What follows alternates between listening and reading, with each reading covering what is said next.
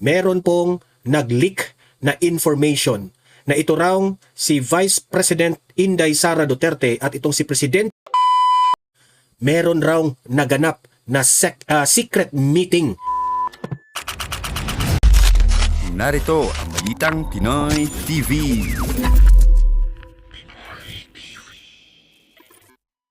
Okay, magandang hapon po dito sa Donmar TV.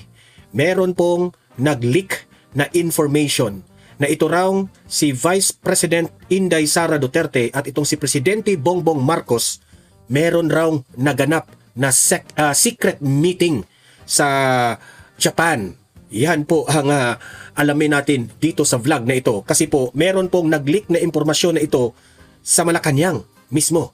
Okay? Alamin natin kung gaano ito katotoo at ano ang pinagmitingan ni VP Sara at ni PBBM. At din umano, ipinalabas pa nila na si Bongbong Marcos raw ay parang sumuko raw dahil hindi na niya tanggap na si VP Sara ay masyado nang minahal ng taong bayan at siya bagsak lang ng bagsak ang kanyang rating. Okay. Yan po ang mainit na talakayan natin ngayong araw, ngayong hapon na ito. Kasi nag-trending ito sa social media. Pero bago ang lahat guys, paki-like muna at saka paki-share itong ating video para kakalat ito sa taong bayan at malaman natin ang katotohanan patungkol po dito sa issue na ito. Okay? Like and share na. At sa mga hindi pa nakasubscribe dito sa Donmar TV, at sa tingin ninyo ay nagugustuhan ninyo ang ating talakayan dito sa Donmar TV, ay mag-subscribe na po kayo. Okay? Kasi libre lang po ang mag-subscribe sa YouTube. Walang bayad yan. Updated pa kayo sa ating mga trending na mga balita. Okay? So subscribe na ha.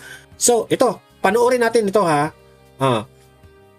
Ito yung pautot ng Malacanang ngayon. Kasi tinanong siya dito na gaano yung katotoo? Ito, i-play natin. Yusek, over the weekend, may mga umikot pong social media posts saying that VP Sara was supposedly asking for a private meeting with the president. What can you tell us? Imagine that one ha. Yan ang ipinakalat ng mainstream media. Na si VP Sara po ang gustong makipag-private meeting. Sa Japan pa talaga ha. About this. Wala po tayo makukumpirma patungkol po dyan dahil wala naman din pong ibinababa sa atin na anumang impormasyon kung meron ngang ganyang kaganapan. So sa ngayon ay wala tayong makukumpirma. Pero wala rin po kayo dinedeny by saying that. So should such a request be made, is the president inclined to grant that request? Hypothetical question. Kasi ang sabi nila ngayon, si BBM raw doon sa Japan, parang sumuko na. Parang ayaw nang makipaglaban ni BBM dito kay VP Sara.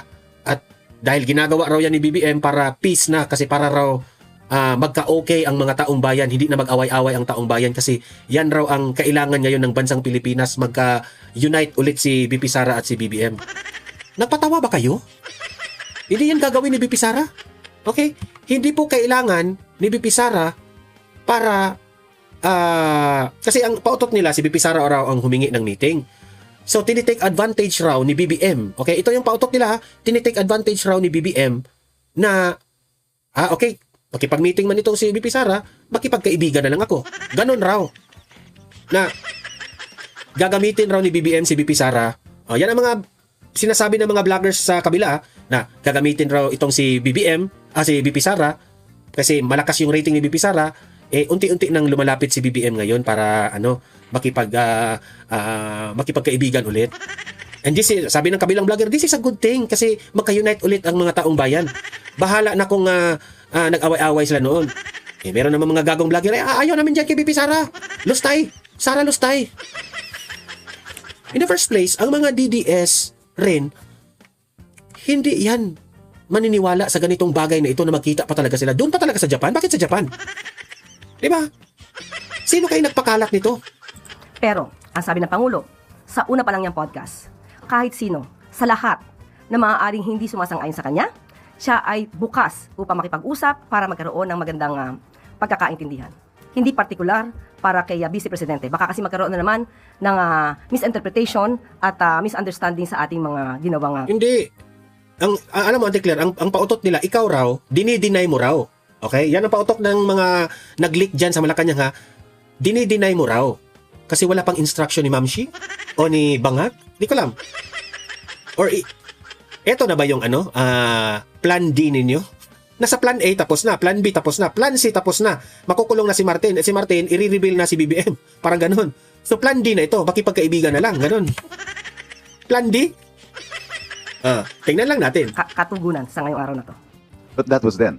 Since then and now, things have been said and done. So is that to say that the president remains open to reconciling or working with the vice president? Sa lahat ng kababayan natin. Sa lahat ng... hindi niya sinabi na kay BP Sara lang. Sabi niya, sa lahat. Sa lahat raw. Ayaw pang aminin ba? Ako sa totoo lang, ako naniniwala ako na si Bongbong Marcos gusto itong makipagkaibigan ulit kay BP Sara. Kasi alam ni BBM na mali siya. Nagkamali siya na pinili niya si Martin Romualdez. Pero wala na, it's too late. Okay? Ayaw na ni VP Sara sa kanya. It's too late already. Siguro, sa ngayon, tinitake advantage niya itong issue na ito, gusto niyang makisuyo ulit kay VP Sara. Pero ako, sa sarili kong paniwala, 100% sure na ako niyan. Kung meron mang pag-usapan si BBM at si VP Sara makipag-usap siguro yan professionally. Pero kung sasabihin ninyo na makipag-ayos, makipag-kaibigan ulit, thank you. Ayaw na ni VP Sara. Ayaw na ni VP Sara niyan. Okay? Patuloy. Tao ay open ang Pangulo. Open raw si BBM. Yan siguro ang ibinigay na instruction ni BBM sa kanya. Sabihin mo lang, open ako sa lahat. Hindi lang kay VP Sara. Taas naman ang pride ninyo. Aminin nyo na kailangan nyo si VP Sara. Kasi kahit saang anggulo, Luzon, Visayas at Mindanao, isinusuka na si BBM at gusto na naman ninyong gamitin si VP Sara. Bo. Di ba? Eto pa ha. Having said that, continuation dito, pinag-usapan rin dito sa kasi nag-leak ito sa Politico Talks, pinag-usapan ito. Okay? Sa Japan. Nag-meeting talaga sa Japan raw talaga. Niwala naman tong bakla na ito.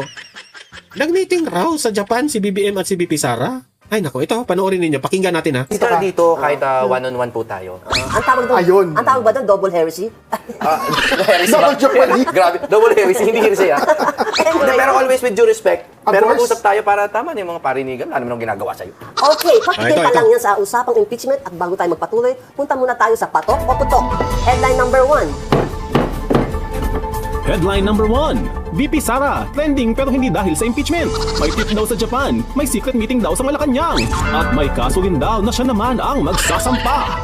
Ang hindi pa rin pagharap ni VP Sara sa kanyang impeachment trial, patok o putok. Meeting raw sa Japan. Sino bang nagpalabas nito? Tingnan natin. Attorney Kapunan, anong masasabi mo, madam? Patok Ano o bang putok? makikita yung ito? Apo. Patok is agree, Yeah. putok is disagree. Okay, patok. Hindi pag-attend ni Sara sa impeachment trial. Yan. At ang Do you hindi, Ang agree? hindi pag-attend ni VP Sara sa impeachment trial, patok or putok? anong yun? Okay, so Yan, balik tayo. yes. Okay. Ito, Why po? kasi sabi niya innocent siya, di ba? Pag innocent ka, humarap ka, di ba? Kasi pag innocent ka, hindi mo gagamitin ang social media na korte. Mag-appear ka sa korte and you prove your case. And she's been asking for, di ba, na No, she wants bilisan daw ang impeachment trial, no. Kanya yung matagal yan dahil sa kanya.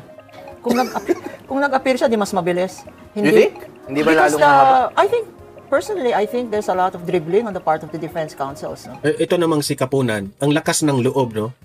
Na sabihin niya na si VP Sara, magpakita ka doon sa impeachment kasi para mapabilis ang impeachment trial. Para naman, yung mga kasalanan raw ni VP Sara, at least doon, mapaliwanag ni VP Sara.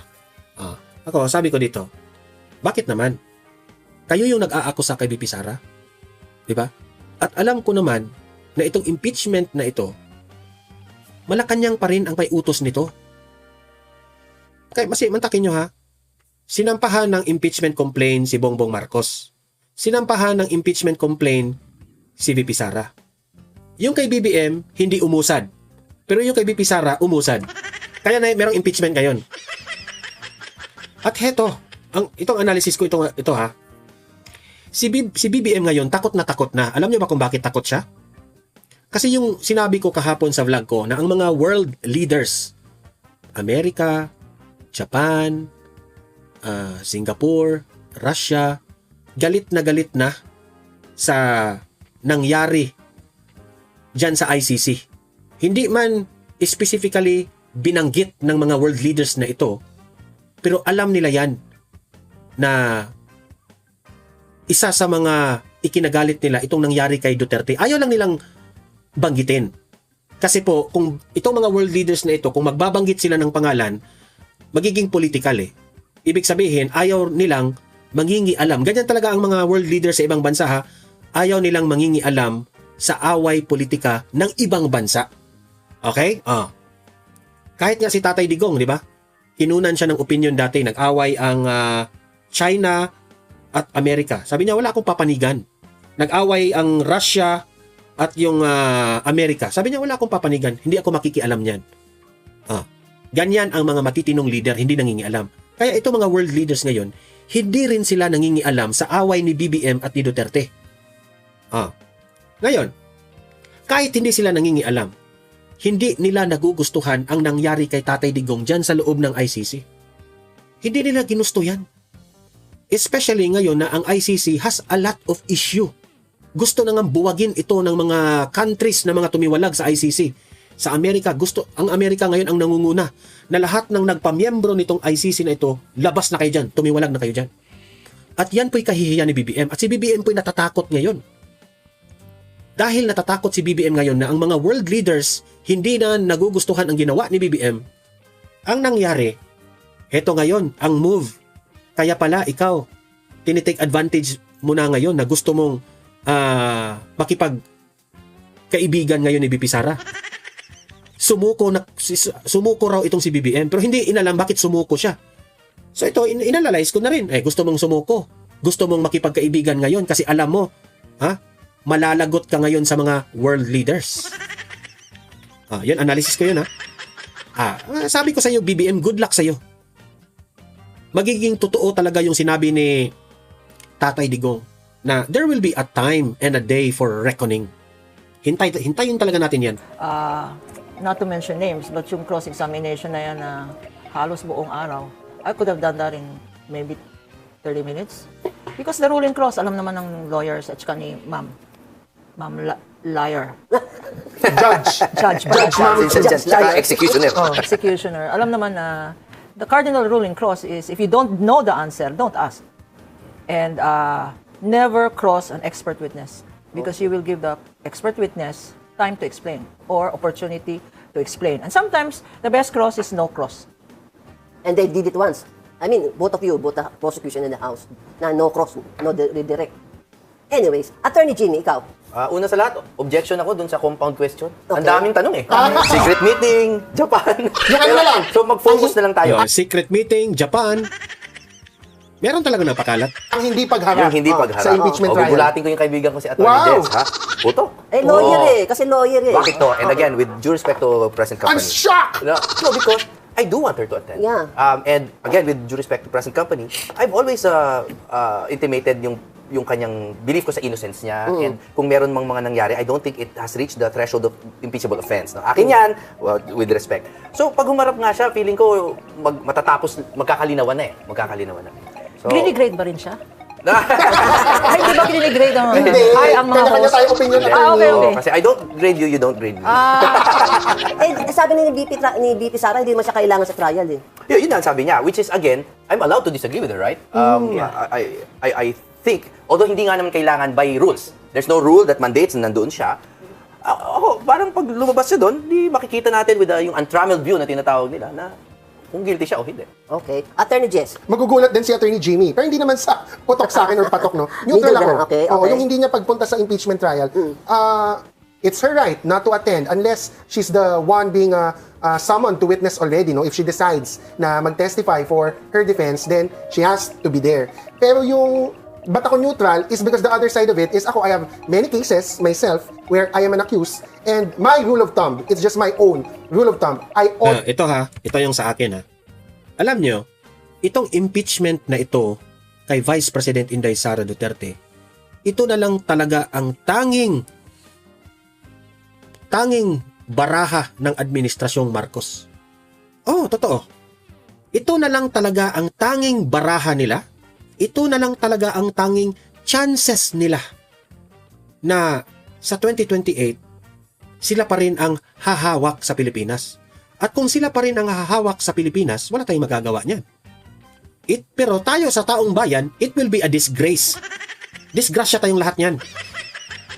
Imagine that one sa panahon ngayon ni BBM, sa 6 years niyang panunungkulan, disgrasya na nga eh.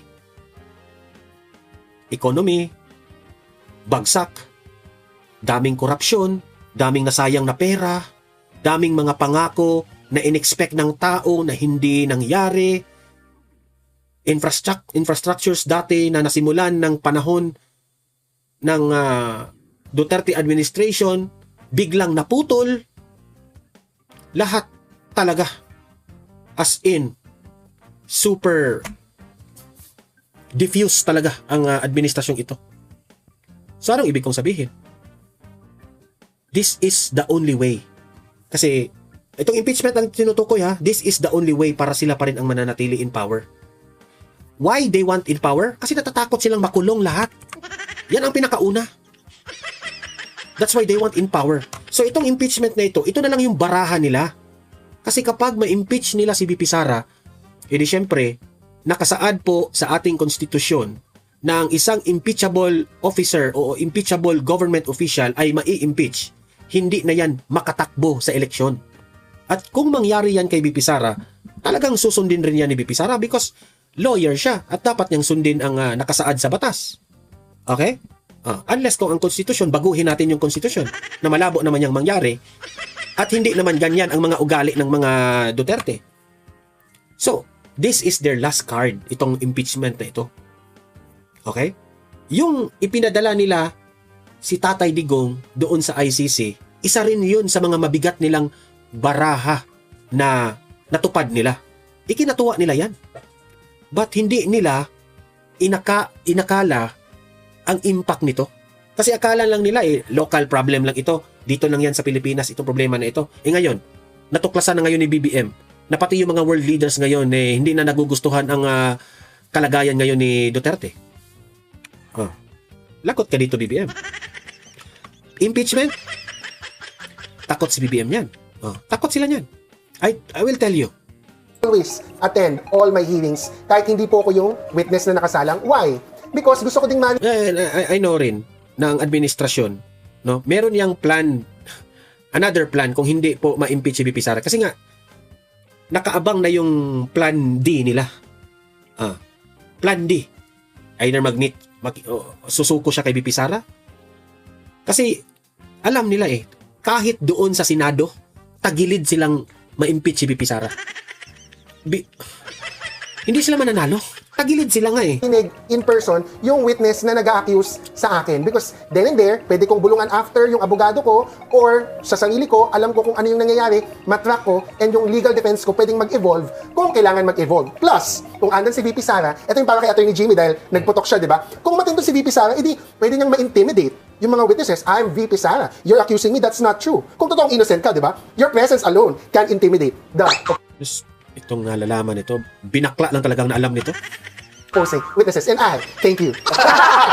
Okay. Pag-usapan naman natin yung Japan trip ni VP Sara. Yes. Ito na-mention na ni Attorney Capuna na biyahe siya ng biyahe abroad. Tapos nagalit si VP Sara kay Yusek Claire Castro for announcing na kinancel yung Japan trip and she cited na security ko na bi-breach niya dahil sa pagsasabi ng aking mga trips. Di ba pinuna mo na nga siya sa mga trips niya instead of attending panay pa trips niya abroad. Ano po masasabi niyo sa exchange right now ni Yusek Claire and VP Sara? I think they're very interesting to watch, both of them. May konting entertainment value na yun, but we know where they're coming from, no? And first of all, it's her decision whether to appear or not, tama si Attorney Jess. But if I were her, at a time like this, when seryoso ang pinag-uusapan, huwag ka naman mag-travel. Parang it's really disrespectful to the court, no? At saka pinag-uusapan ng funding. Even if it is her personal funds, issue rin yung SALN niya Yes. Di ba? Issue yung, alam naman natin, magkanong magkano ang sweldo ng isang vice president, no? Of course, she may be able to explain it by other businesses. That's why SEC records yan, no? But when she says personal funds, traveling on personal funds, then she has to explain saan galing yung personal funds mo. Ganyang kadami ang travel mo. So it also brings up that question, ano? Pero si Attorney Kapunan, being non-public official, kasi ginugugol ko siya kanina, wala siyang SALN. Kasi hindi siya private practitioner kayo, di ba ma'am? Kaya you don't need to file SALN, like VP Sara na in public office. Yes, but we need to pay taxes, no? Okay. So that is Documented. Reflected din. That's documented. ITR over the years. ITR. Ano masasabi mo doon, Attorney Jimmy, sa bangayan ng dalawang, attorney rin yung dalawang yun, ha? Parehong attorneys. Pero unlike ni Attorney Kapunan, litigator, yung dalawa hindi. Again, hindi ko talaga gusto yung any distraction from the more important issues.